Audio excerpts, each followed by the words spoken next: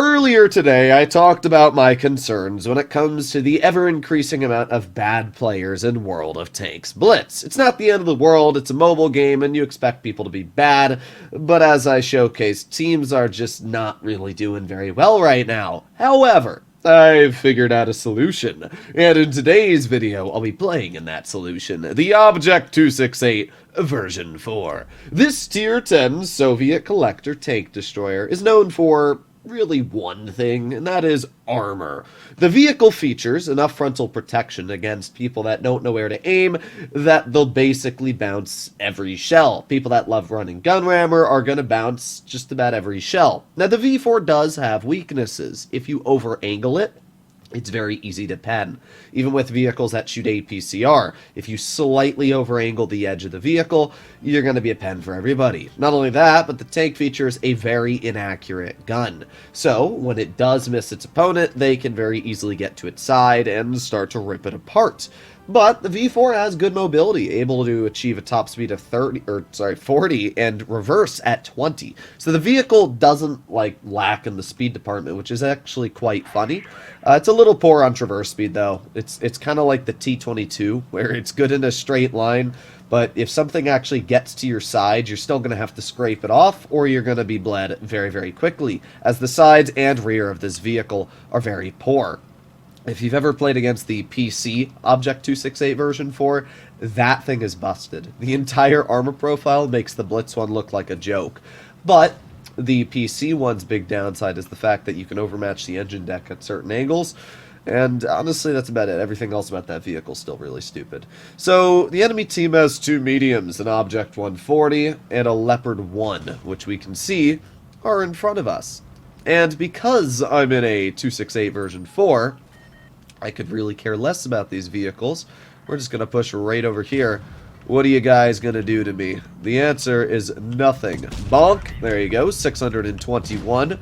And we get a nice bounce. And let's see. I'm just going to drive right up. The Skoda is obviously dead at this point because he's like, oh crap, I don't know what to do. Bonk.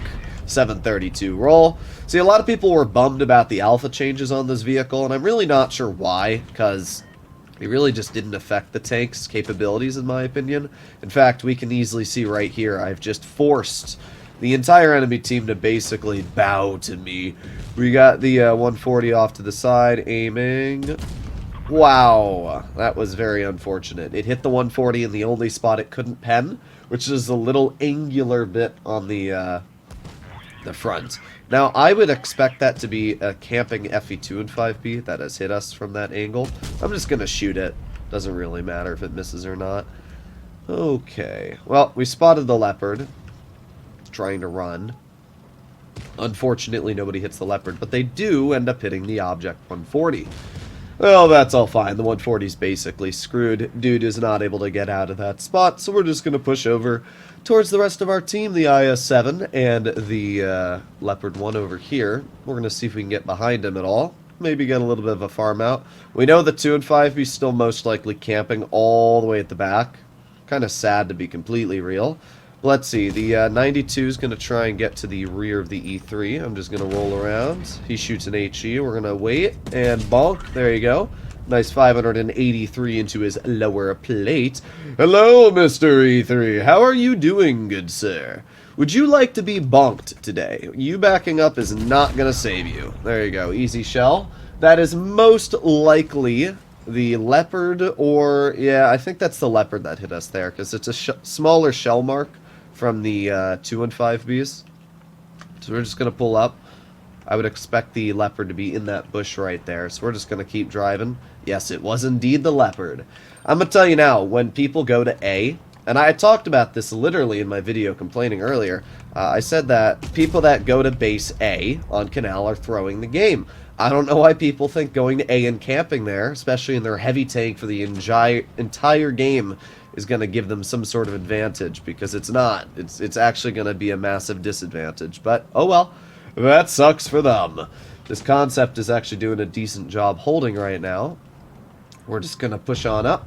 Concept does eventually die, but that's alright. We're just going to go over here. The Leopard's going to poke me, and he's not going to enjoy what he's going to see here. He's like, uh-oh, That's not what I wanted to run into. Crap. Well, you're about to lose, 812 in a pretty nasty HE. Leopard realizes at this point he is screwed. Now we got the 2 and 5B in front. Just gonna repair our stuff, and bye-bye. I think this game was a pretty good example of the V4's capabilities. We literally did not care. We just kept on driving and driving and driving, and the opponents could literally do nothing to stop me. 3,400 damage dealt, 1,700 damage blocked, and one of the easiest wins I've had all week.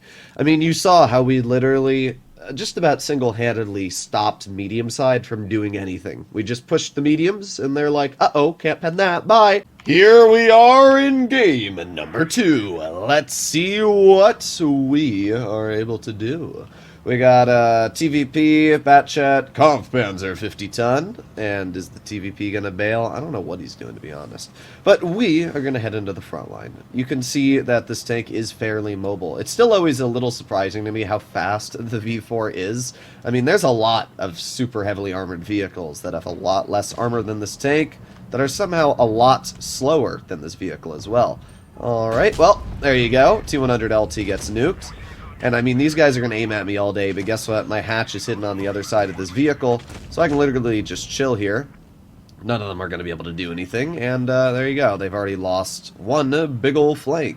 Just going to move on up. Actually, they've lost 2 tanks, so they've lost the game already. Wow, welcome to World of Tanks. Skill-based game. We got the Jagdpanzer in front of us. Unfortunate. That should have penned, but I guess I'm just a little oh, okay. Wow, we love World of Tanks. It's such a fun game. Out of all the mechanics that exist in World of Tanks Blitz, and things that I disagree with, ammo racks are by far the most I hate, because there's nothing you can do to counteract them. It doesn't matter how skilled you are. If you just get unlucky, Wargaming's going to hit you with a big ol' boom.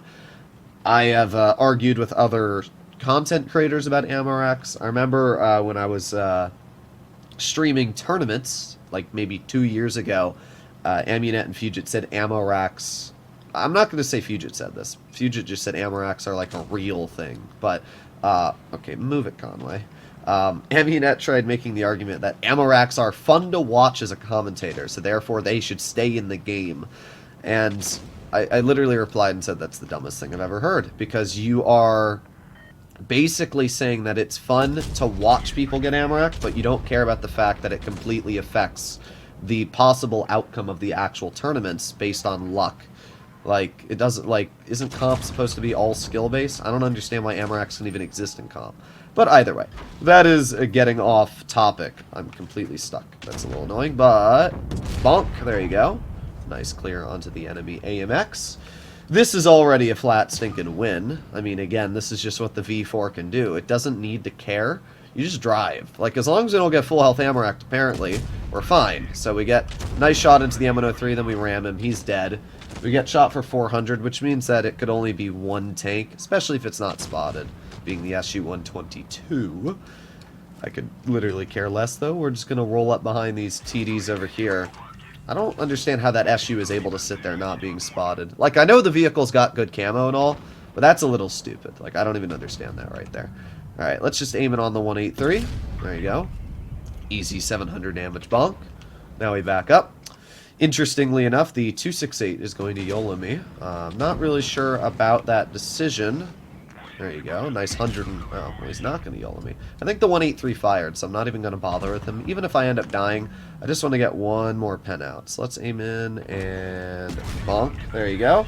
Now we have to turn towards the 183 before he's able to, oh, well, we did turn towards him, to be fair. Just unfortunately, he was able to clear us. But hey, I think we did over 3,000 with the pen on the SU, and we definitely wouldn't have been able to deal any more damage, so there's really no complaints there. I will sacrifice my life if I can get a little bit of extra damage out.